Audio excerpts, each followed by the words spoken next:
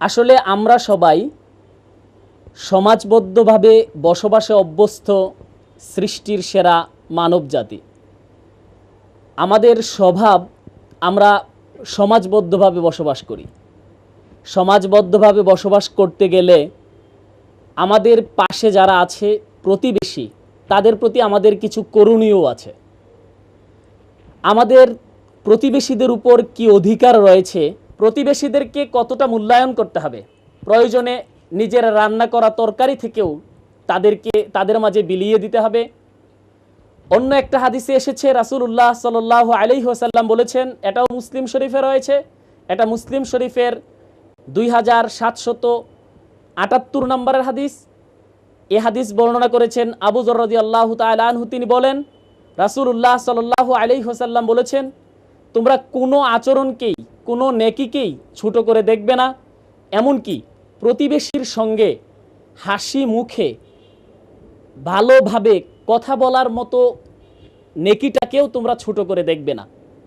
এ হাদিস থেকে স্পষ্টভাবে প্রমাণিত হয় যে প্রতিবেশীর সঙ্গে আপনি যদি কোনো প্রকারের আদান প্রদান করতে নাও পারেন, প্রতিবেশীদের কোনো অধিকার যদি আপনি আদায় করতে নাও পারেন, অন্তত তাদের সঙ্গে যদি ভালোভাবে কথা বলেন, হাস্যোজ্জ্বল চেহারা নিয়ে তাদের সামনে দাঁড়ান, বিপদ আপদে তাদের খোঁজ খবর নেন, তাহলেও আপনার অনেক নেকি রয়েছে। এই হাদিস থেকে প্রতিবেশীদেরকে কতটুকু মূল্যায়ন করতে হবে, এ প্রসঙ্গে রাসূলুল্লাহ সাল্লাল্লাহু আলাইহি ওয়াসাল্লামের এ বাণী আমাদেরকে খুব সুন্দর দিক নির্দেশনা দিচ্ছে।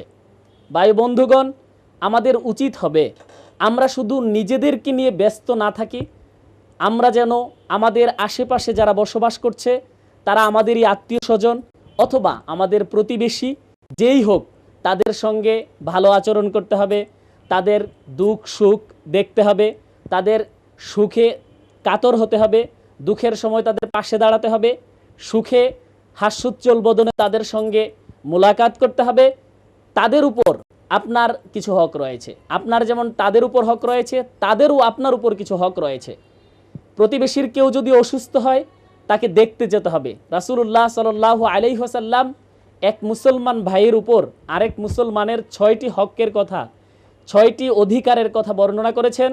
তার মধ্যে একটি রয়েছে, যদি কেউ অসুস্থ হয় তাহলে তাকে দেখতে যেতে হবে, এতে অনেক পুণ্য রয়েছে।